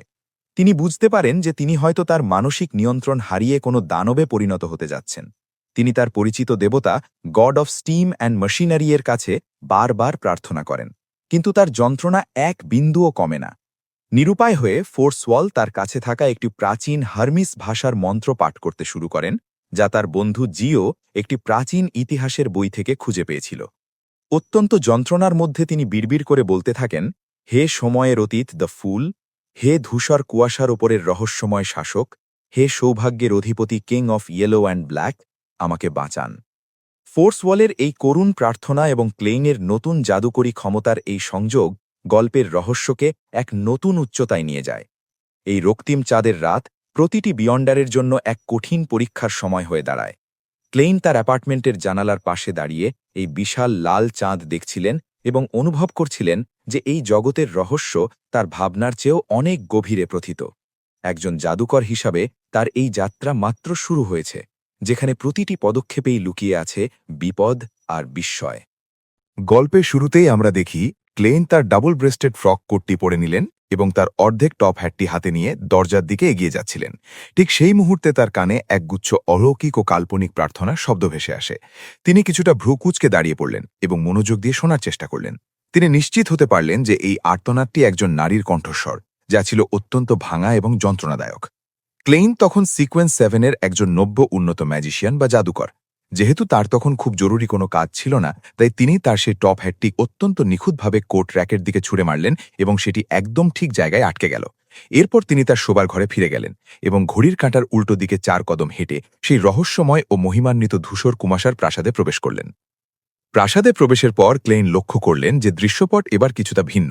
সাধারণত তিনি যখন এখানে আসেন তখন তারও ক্লাবের সদস্যদের প্রতিনিধিত্বকারী তারাকারা লাল আভায় জ্বলজ্বল করে, কিন্তু এবার তিনি দেখলেন সেই প্রাচীন এবং জীর্ণ ব্রোঞ্জ টেবিলের শেষ প্রান্তে, যেখানে দ্য ফুলের আসন রয়েছে, সেখান থেকে এক স্বচ্ছ আলোর ঢেউ বা আভা বিচ্ছুরিত হচ্ছে। এটি ছিল তারও ক্লাবের বাইরের কোনো মানুষের প্রার্থনা। ক্লেইন মনে মনে ভাবলেন, এটি কি জিউ নাকি সেই বাদামি চুলের রহস্যময় নারী হতে পারে? যেহেতু ক্লেইন তার বেনামি ব্যাংক অ্যাকাউন্ট আগেই খালি করে ফেলেছিলেন, তাই তার মনে চুরির কোনো ভয় ছিল না। তিনি তার আসনে শান্তভাবে হেলান দিয়ে বসলেন এবং নিজের বাম হাত বাড়িয়ে সেই আলোর ঢেউটি স্পর্শ করলেন, যার মাধ্যমে তিনি নিজের আধ্যাত্মিক শক্তি সেখানে ছড়িয়ে দিলেন। হঠাৎ করেই ক্লেইনের চারপাশের দৃশ্য আমূল বদলে গেল। তিনি আধ্যাত্মিক সংযোগের মাধ্যমে দেখতে পেলেন একটি অত্যন্ত এলোমেলো ঘর। সেখানে কফি টেবিল উল্টে পড়ে আছে, সোফাটা একদিকে হেলে আছে এবং মেঝেতে বই ও কাগজপত্র চারদিকে ছড়িয়ে ছিটিয়ে রয়েছে। ঠিক সেই মেঝের ওপর এক বাদামি চুলের নারী প্রচণ্ড যন্ত্রণায় ছটফট করছেন। একই সাথে ক্লেইন সেই নারীর প্রার্থনাটি স্পষ্ট শুনতে পেলেন। এই যুগের সাথে সম্পর্কহীন দ্য ফুল, ধূসর কুয়াশার ওপরের রহস্যময় শাসক, সৌভাগ্যের অধিকারী হলুদ ও কালোর রাজা, আমাকে বাঁচান, আমাকে বাঁচান। ক্লেইন মনোযোগ দিয়ে লক্ষ্য করলেন সেই নারী আসলে তার মানসিক নিয়ন্ত্রণ বা কন্ট্রোল হারাচ্ছেন। তার চুল অস্বাভাবিক দ্রুততায় লম্বা হচ্ছে এবং তার চামড়ায় এক অদ্ভুত অশুভ সাদা আলো ফুটে উঠছে। ক্লেইন কিছুটা দুশ্চিন্তায় পড়ে গেলেন যে তিনি তাকে ঠিক কিভাবে রক্ষা করবেন। সেই নারীর আর্তনাদের মধ্যে ক্লেইন এক অদ্ভুত ফিসফিসারি বা বিলাপ শুনতে পেলেন। এই প্রলাপগুলো ক্লেইনের কাছে পরিচিত মনে হল, কারণ তিনি ধূসর কুয়াশার ওপরে ওঠার সময় প্রায়ই এই ধরনের শব্দ শুনতে পেতেন। তবে এই বিশেষ শব্দগুলোর মধ্যে কোনো উন্মাদনা বা অশুভ বিদ্বেষ ছিল না। ক্লেইন অনুমান করলেন যে এই নারীর নিয়ন্ত্রণ হারানোর প্রধান কারণ হল এই অদ্ভুত বিলাপগুলো শোনা। তিনি ভাবলেন যদি এই শব্দগুলো কোনোভাবে থামানো যায় তবে হয়তো নারীটি সুস্থ হয়ে উঠতে পারেন। এই চিন্তা থেকে ক্লেইন সেই আলোর বৃত্তে নিজের হাত বাড়িয়ে দিয়ে এক গভীর আধ্যাত্মিক সংযোগ স্থাপন করলেন। জাদুকর বা ম্যাজিশিয়ান পদে উন্নীত হওয়ার পর ক্লেইনের আধ্যাত্মিক শক্তি অনেক বেশি সমৃদ্ধ হয়েছে, যার ফলে এই ধরনের কাজ করা তার জন্য এখন আগের চেয়ে অনেক সহজ এবং কম পরিশ্রমের হয়ে গেছে। অন্যদিকে সেই নারী, যার নাম ফোর্স, তিনি অনুভব করছিলেন তার মাথাটা যেন ফুটন্ত জলের মতো টকবক করছে। তার চিন্তাগুলো মাথার খুলি ফেটে বেরিয়ে আসতে চাচ্ছিল। তিনি ভাবছিলেন তিনি হয়তো দানবে পরিণত হতে যাচ্ছেন এবং মৃত্যুর ভয় তাকে গ্রাস করছিল। ঠিক সেই মুহূর্তে এক অলৌকিক শান্ত ভাব তাকে ঘিরে ধরল এবং তার সমস্ত যন্ত্রণা এক নিমেষে উধাও হয়ে গেল। ফোর্স যখন চোখ খুললেন তিনি নিজেকে এক অবিশ্বাস্য জায়গায় আবিষ্কার করলেন। তার পায়ের নিচে অন্তহীন ধূসর সাদা কুয়াশা এবং সামনে একটি প্রাচীন ব্রোঞ্জ টেবিল। এই বিশাল প্রাসাদ এবং আকাশচুম্বী স্তম্ভগুলো দেখে তিনি পুরোপুরি হতবাক হয়ে গেলেন। টেবিলের শেষ প্রান্তে তিনি দেখতে পেলেন ধূসর কুয়াশায় ঢাকা এক রহস্যময় মূর্তি, যিনি যেন ওপর থেকে পুরো জগৎকে পর্যবেক্ষণ করছেন। ফোর্স বুঝতে পারলেন এটি সেই দ্য ফুল। তিনি মনে মনে আতঙ্কিত ছিলেন, কারণ তিনি যন্ত্রণার মুখে পড়ে এমন একটি মন্ত্র পড়েছিলেন যা কোনো অশুভ দেবতার হতে পারত। কিন্তু যখন তিনি দেখলেন এই সত্তাটি তাকে সেই ভয়াবহ যন্ত্রণা থেকে মুক্তি দিয়েছে, তখন তিনি কৃতজ্ঞতায় মাথা নত করলেন এবং তাকে মিস্টার ফুল বলে সম্বোধন করলেন। ক্লেইন মৃদু হেসে তাকে জানালেন যে তাকে মিস্টার ফুল নামেই ডাকা যাবে।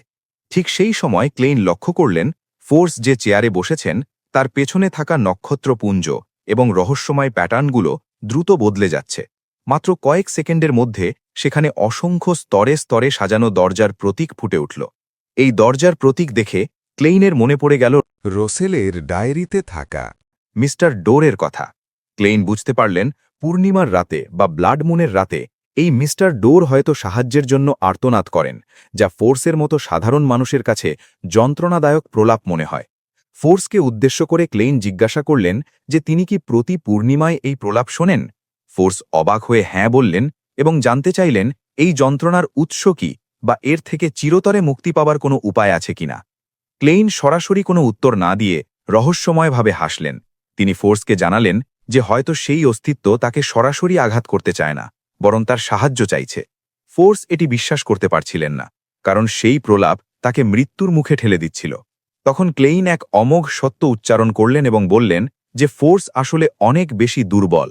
তিনি ব্যাখ্যা করলেন যে ফোর্সের জীবনের স্তর বা লাইফ ন্যাচুরাল অর্ডার এবং সেই উচ্চস্তরের অস্তিত্বের মধ্যে বিশাল ব্যবধান রয়েছে। তিনি বললেন সেই অস্তিত্ব যদি কেবল স্বাভাবিকভাবে শ্বাসও নেয়, তবে সেই শ্বাসের ধাক্কায় ফোর্সের মতো মানুষের জীবন ছিন্ন ভিন্ন হয়ে যেতে পারে। এমনকি তার দিকে সরাসরি তাকালেও ফোর্সের মৃত্যু হতে পারে।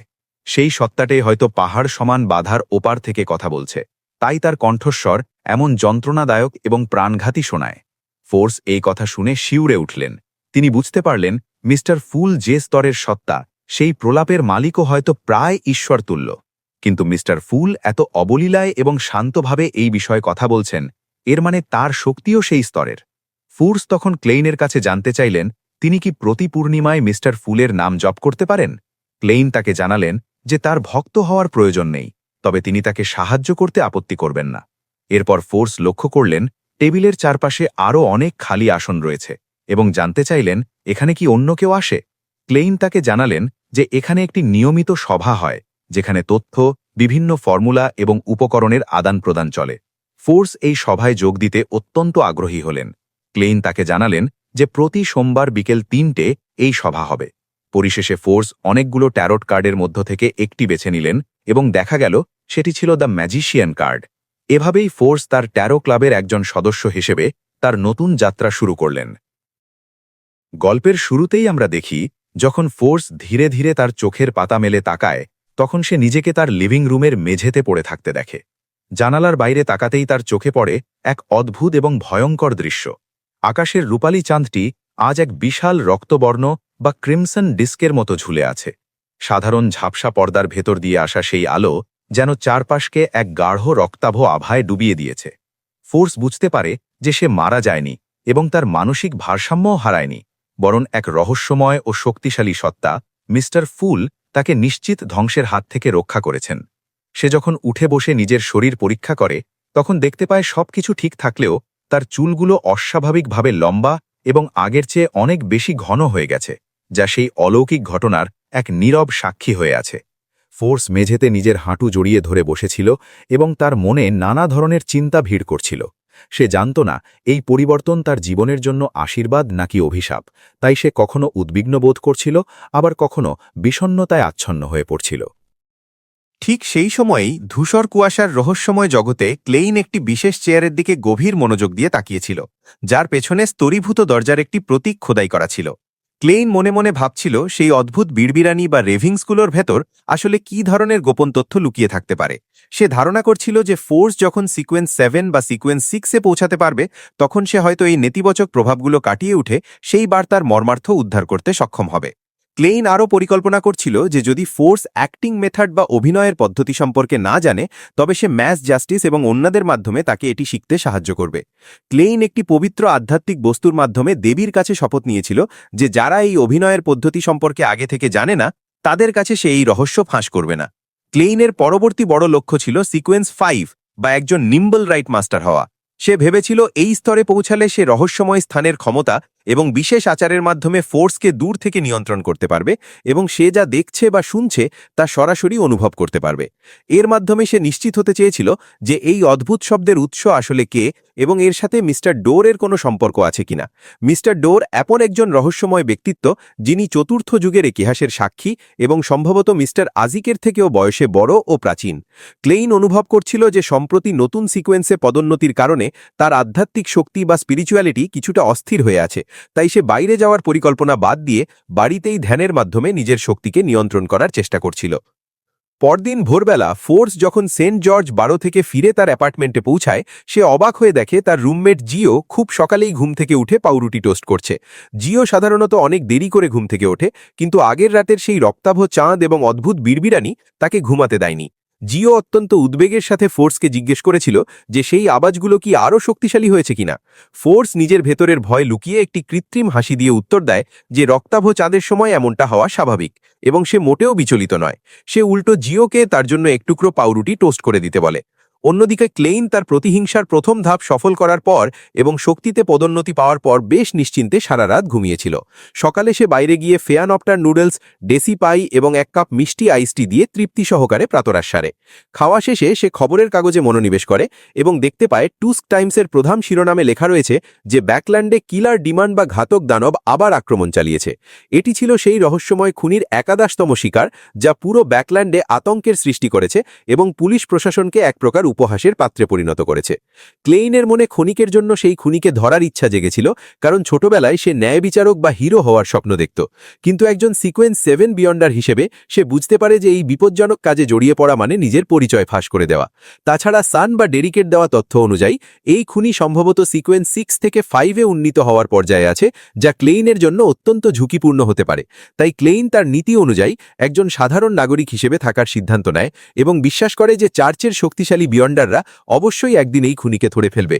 খবরের কাগজ পড়া শেষ করে ক্লেইন তার ভবিষ্যতের পরিকল্পনাগুলো গুছিয়ে নিতে শুরু করে। তার দীর্ঘমেয়াদী লক্ষ্য ছিল একজন ডেমিগড বা উপদেবতা হওয়া, যাতে সে ইন জ্যাংউইলের বিরুদ্ধে তার প্রতিশোধ পূর্ণ করতে পারে। মধ্যম মেয়াদী পরিকল্পনায় ছিল ম্যাজিশিয়ান বা জাদুকর পজিশনের অভিনয়ের পদ্ধতি খুঁজে বের করা এবং প্রয়োজনীয় উপাদানগুলি সংগ্রহ করা। এই উপাদানগুলির তালিকায় ছিল হিউম্যান স্কিন্ড শ্যাডো, গভীর সমুদ্রের নাগা হেয়ার এবং 1000 ফেস্ট হান্টারের রক্ত, যার এক একটির দাম প্রায় 1500 পাউন্ড পর্যন্ত হতে পারে।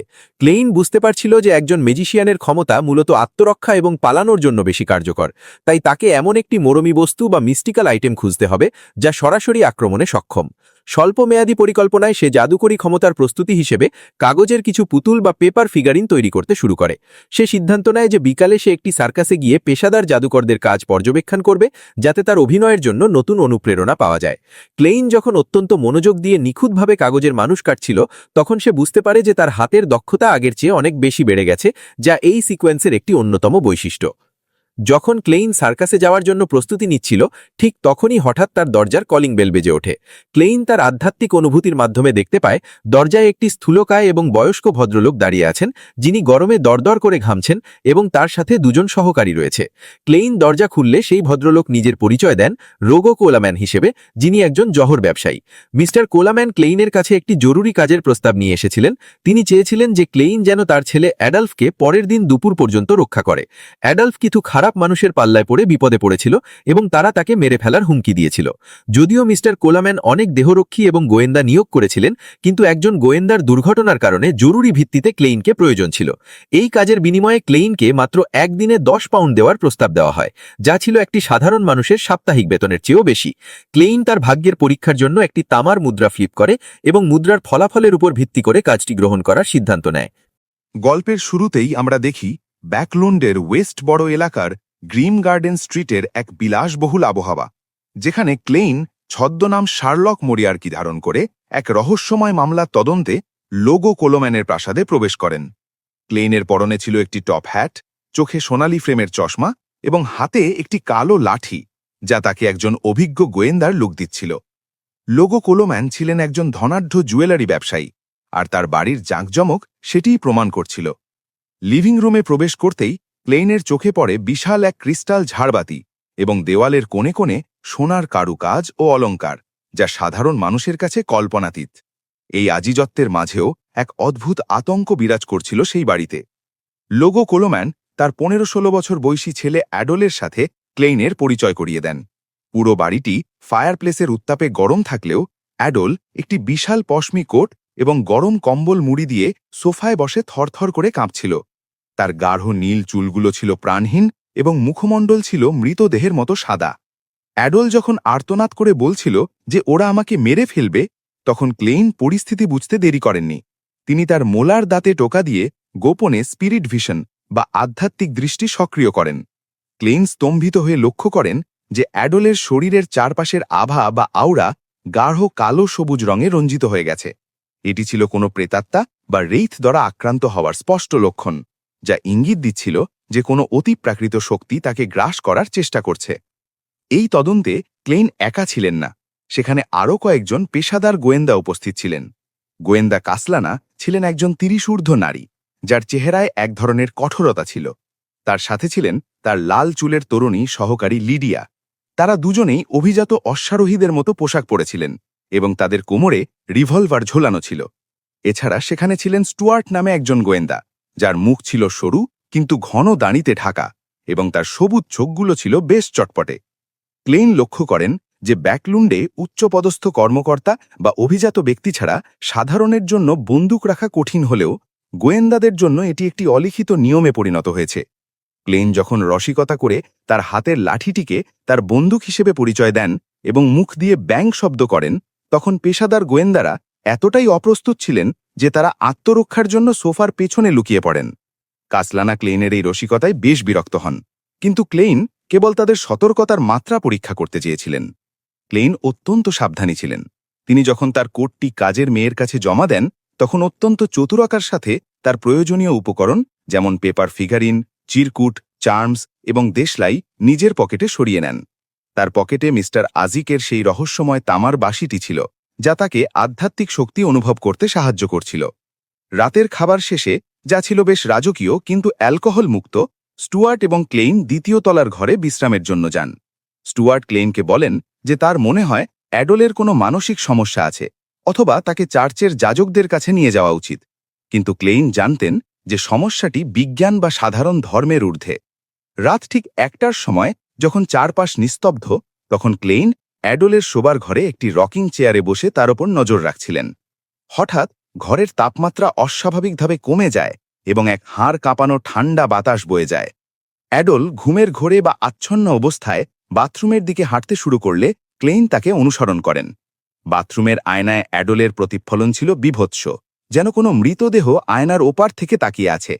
ক্লেইন অনুভব করেন যে সেই অদৃশ্য প্রেতাত্মাটি সেখানে উপস্থিত। তিনি একটি দেশলাই জ্বালান এবং বাতাসে তুড়ি মেরে জাদুকরী উপায়ে আগুন জ্বালিয়ে তোলেন। সেই আগুনের শিখায় এক অদৃশ্য অবয়ব পুড়ে ছাই হয়ে যেতে দেখা যায়। প্রেতাত্মাটি ধ্বংস হওয়ার সাথে সাথেই ঘরের পরিবেশ স্বাভাবিক হয়ে আসে এবং অ্যাডল যেন এক দীর্ঘ দুঃস্বপ্ন থেকে জেগে ওঠে। তখন ক্লেইন শান্তভাবে তার দিকে তাকিয়ে মৃদু হেসে জিজ্ঞাসা করেন তার সাথে ঠিক কী ঘটেছিল। গল্পের শুরুতেই আমরা দেখি কিশোর অ্যাডলকে, যে এক অদ্ভুত ঘোরে নিজের বাড়ির ওয়াশরুমে নিজেকে আবিষ্কার করে। তার চারপাশের পরিবেশ ছিল রহস্যময় এবং সে গত কয়েকদিন ঠিক কী করেছিল তার কিছুই তার মনে পড়ছিল না। চরম আতঙ্ক, বিভ্রান্তি আর ভয়ের মধ্যে যখন সে নিজেকে প্রশ্ন করছিল যে সে কোথায় এবং তার সামনে দাঁড়িয়ে থাকা এই ব্যক্তিটিই বা কে, তখন রহস্যময় প্রাইভেট ডিটেকটিভ ক্লেইন তাকে শান্ত করার চেষ্টা করেন। ক্লেইন তাকে মনে করিয়ে দেন যে এটি তার নিজেরই বাড়ি এবং ক্লেইন সেখানে তাকে রক্ষা করার দায়িত্ব নিয়ে এসেছেন। অ্যাডল যখন বুঝতে পারে সে নিরাপদ, তখন সে বিড়বিড় করতে থাকে এবং তার মধ্যে এক অদ্ভুত ভয়ের সঞ্চার হয় যে এই পৃথিবীতে হয়তো সত্যি অশরীরী আত্মা বা ভূত আছে। ক্লেইন তার গলার স্বরে ভয়ের পাশাপাশি এক ধরনের রোমাঞ্চ বা উত্তেজনা অনুভব করতে পারেন, যা তার আধ্যাত্মিক দৃষ্টি বা স্পিরিট ভিশনের মাধ্যমে অ্যাডালের আবেগের রং দেখে তিনি নিশ্চিত হন। ক্লেইন মনে মনে ভাবেন হয়তো এই কিশোর নিছক উত্তেজনার নেশায় কোনো এক প্রেতাত্মাকে প্ররোচিত করে ফেলেছে, কারণ অল্প বয়সীরা প্রায়ই বিপদের গুরুত্ব না বুঝে এমন রোমাঞ্চকর পথে পা বাড়ায়। অ্যাডল যখন উত্তেজিত হয়ে বলতে থাকে যে আমাদের সাধারণ ইন্দ্রিয়ের বাইরেও এক বিশাল জগৎ রয়েছে এবং মৃত্যু আসলে কোনো শেষ নয়, তখন ক্লেইন তার আধ্যাত্মিক শক্তির সীমাবদ্ধতাগুলো নিয়ে চিন্তা করেন। একজন ম্যাজিশিয়ান হিসেবে তার স্পিরিট ভিশন কিছুটা উন্নত হলেও তা মানুষের ইথার বডির গভীরে থাকা অ্যাস্ট্রাল প্রজেকশন দেখার জন্য যথেষ্ট ছিল না, যার ফলে তিনি নিশ্চিত হতে পারছিলেন না যে অ্যাডল নিজে কোনো বিয়ন্ডার কিনা। অ্যাডল যখন দাবি করে যে মৃত্যুকে জয় করা সম্ভব, তখন ক্লেইন মৃদু হেসে এক গূঢ় তত্ত্বের অবতারণা করেন, যে অত্যন্ত প্রাচীন সময়ের সামনে মৃত্যু নিজেও একসময় বিলীন হয়ে যায়। অ্যাডালের কথোপকথন থেকে ক্লেইন বুঝতে পারেন যে এই কিশোর কোনো একটি গোপন সংঘ বা গুপ্ত সমাজের সাথে জড়িয়ে পড়েছে। অ্যাডল স্বীকার করে যে তারা বিশ্বাস করে মরমী বা মিস্টিক অনুভূতির মাধ্যমে মৃত্যুকে সরাসরি অনুভব করা সম্ভব এবং এমনকি মৃত ব্যক্তিকে পুনরুজ্জীবিত করাও সম্ভব। ক্লেইন, যিনি নিজে মাত্র 1 মাস আগে নিজের কবর থেকে পুনরুত্থিত হয়েছেন, তিনি অ্যাডালের কথা শুনে মনে মনে এক অদ্ভুত কৌতুক অনুভব করেন। তিনি বুঝতে পারেন যে অ্যাডল যে শিক্ষাগুলোর কথা বলছে তা আসলে নিউমিনাস এপিস্কোপেট নামক একটি নিষিদ্ধ সংগঠনের, যারা প্রাচীনকাল থেকেই মৃত্যুকে পুনরুত্থিত করার তত্ত্বে বিশ্বাসী এবং এটি মূলত প্রাচীন মৃত্যুর দেবতার উপাসনার সাথে যুক্ত। ক্লেইন যখন তাকে জিজ্ঞাসা করেন যে তারা এই কাজের জন্য মৃতদেহ কোথায় পায়, তখন অ্যাডল জানায় যে তারা গোপনে নতুন কবর খুঁড়ে লাশ বের করত অথবা হাসপাতাল থেকে মৃতদেহ কিনে নিত। ক্লেইন বুঝতে পারেন যে এটি একটি দণ্ডনীয় অপরাধ এবং এই কারণেই হয়তো অ্যাডলের প্রভাবশালী পরিবার পুলিশকে এই বিষয়ে জড়াতে চায়নি। অ্যাডল আরও জানায় যে তাদের শেষ সমাবেশের সময় তার সঙ্গীরা তাকে এক অদ্ভুত মৃত মানুষের মতো দৃষ্টিতে দেখছিল এবং তারা একটি স্পিরিট ড্যান্স বা আধ্যাত্মিক নৃত্যের আয়োজন করার পর থেকেই অ্যাডল তার সব স্মৃতি হারিয়ে ফেলে। ক্লেইন তার অর্জিত জ্ঞান থেকে জানেন যে এই স্পিরিট ড্যান্স দক্ষিণ মহাদেশের প্রাচীন বলিদানের আচার থেকে এসেছে এবং এটি ছিল মৃত্যুর দেবতার অত্যন্ত প্রিয় একটি পদ্ধতি। এই নৃত্যের ছন্দ, গতি এবং শারীরিক অঙ্গভঙ্গি মানুষের আধ্যাত্মিকতাকে প্রকৃতির সাথে এমনভাবে মিশিয়ে দেয় যে এর মাধ্যমে খুব সহজেই কোনো উচ্চতর শক্তির সাথে যোগাযোগ স্থাপন করা যায় এবং জটিল জাদু আচার সম্পন্ন করা সম্ভব হয়। অ্যাডল যখন জানতে পারে যে শুক্রবার রাত 1:12 এবং সে তার পরবর্তী বিশেষ সমাবেশ মিস করতে চলেছে, তখন সে আতঙ্কিত হয়ে পড়ে। সে জানায় যে প্রতি শুক্রবার রাত 3টায় গ্রিন কবরস্থানের পাশে তারা পুনরুত্থান আচার পালন করে। ক্লেইন অ্যাডলকে সেখানে আর না যাওয়ার পরামর্শ দেন এবং অ্যাডলও তার ভয়ের কারণে আর সেখানে না যাওয়ার প্রতিজ্ঞা করে। ক্লেইন উপলব্ধি করেন যে একজন ম্যাজিশিয়ান হিসেবে তার একটি বড় সীমাবদ্ধতা হল প্রেতাত্মা বা ছায়াময় প্রাণীদের সাথে লড়াই করার ক্ষমতার অভাব। তার কাছে আগুনের নিয়ন্ত্রণ থাকলেও প্রেতাত্মা যখন কোনো মানুষের শরীর দখল করে ফেলে, তখন মানুষকে আহত না করে ভূত তাড়ানো কঠিন হয়ে পড়ে। তিনি এই সমস্যা সমাধানের জন্য আজিকের তামার বাঁশি ব্যবহারের কথা ভাবেন, যা দিয়ে প্রেতাত্মাকে প্রলুব্ধ করে বের করে আনা সম্ভব এবং পরে আগুনের মাধ্যমে তা শুদ্ধ করা যায়। ক্লেইন মনে মনে আক্ষেপ করেন যে যদি তার কাছে মিউটেটেড সান সেক্রেড এমব্লেমের মতো কোনো শক্তিশালী পবিত্র নিদর্শন থাকত, তবে কাজটা আরও সহজ হতো। এরপর ক্লেইন সিদ্ধান্ত নেন যে তিনি নিজেই সেই গুপ্ত সংগঠনের আচারের স্থানে গিয়ে বিষয়টি তদন্ত করবেন, কারণ এটি হয়তো তার রহস্যময় বন্ধু মিস্টার আজিকের জীবনের হারানো সূত্রের সাথে যুক্ত হতে পারে। রাত যখন প্রায় 2:50 ক্লেইন তার সহকারী স্টুয়ার্টকে জানান যে তিনি ব্যালকনিতে ধূমপান করতে যাচ্ছেন, কিন্তু আসলে এটি ছিল তার একটি বিশেষ ক্ষমতা ব্যবহার করা কৌশল। তিনি একটি কাগজ কেটে মানুষের আকৃতির একটি পুতুল তৈরি করেন এবং সেটি ব্যবহার করে নিজের একটি অবিকল প্রতিচ্ছবি বা পেপার ফিগারিন সাবস্টিটিউট তৈরি করেন। এই পুতুলটি ক্লেইনের মতো দেখতে তো বটেই, এমনকি এটি ক্লেইনের মতো ধূমপানও করতে পারছিল এবং সেখান থেকে তামাকের সুগন্ধ ছড়াচ্ছিল। এই বিভ্রমটি আধা ঘন্টা পর্যন্ত স্থায়ী হতে পারে এবং ক্লেইন এটি ব্যবহার করে নিরাপত্তারক্ষীদের চোখ ফাঁকি দিয়ে গ্রিম কবরস্থানের উদ্দেশ্যে বেরিয়ে পড়েন। কবরস্থানের বাইরের এক নির্জন বনে ক্লেইন গাছের আড়ালে লুকিয়ে থেকে লক্ষ্য করেন যে প্রায় 8 জন যুবক যুবতী কালো পোশাক পরে একটি লাশের চারপাশে গোল হয়ে সেই ভয়ঙ্কর স্পিরিট ডান্স দিচ্ছে। বনের ধূসর ধুলোমাখা ডালপালার মাঝে তাদের নাচের ছন্দ প্রকৃতির সাথে এক অদ্ভুত সংযোগ তৈরি করছিল এবং চারপাশের পরিবেশ ক্রমে ভয়ঙ্কর ও অতিপ্রাকৃত হয়ে উঠছিল। ক্লেইন দেখেন যে কালো পোশাক পরা একজন প্রাপ্তবয়স্ক লোক তাদের নির্দেশনা দিচ্ছে, যার মাথায় অদ্ভুত ট্যাটু খোদাই করা ছিল। সেই লোকটি চিৎকার করে মৃত্যুর দেবতার আগমনের ঘোষণা দিচ্ছিল। এরপর সে একটি খাঁচা থেকে একটি নীল চোখের কালো বিড়াল বের করে আনে। লোককথা অনুযায়ী কালো বিড়াল যদি লাশের ওপর দিয়ে লাফিয়ে যায় তবে সেই লাশ জেগে ওঠে। এই বিশ্বাস থেকেই লোকটি বিড়ালটিকে জোর করে লাশের দিকে ছুঁড়ে মারে। ক্লেইন লক্ষ্য করেন যে বিড়ালটি যখন আর্তনাদ করে লাশের ওপর দিয়ে লাফিয়ে গেল তখন পরিবেশ আরও গুমোট হয়ে উঠল। এই পুরো দৃশ্যটি ক্লেইনকে এক গভীর রহস্যের দিকে নিয়ে যায়, যেখানে প্রাচীন আচার আর আধুনিক অতিপ্রাকৃত শক্তির এক অদ্ভুত সংঘাত স্পষ্টভাবে ফুটে ওঠে। ক্লেইন বুঝতে পারেন যে এই অন্ধকার জগতের রহস্য উদ্ঘাটন করতে হলে তাকে আরও সতর্ক এবং শক্তিশালী হতে হবে। এভাবে ক্লেইন মোরেত্তির জীবনের আরেকটি রোমাঞ্চকর অধ্যায়ের সূচনা হয়, যেখানে প্রতিটি পদক্ষেপেই লুকিয়ে আছে বিপদ আর অজানার হাতছানি।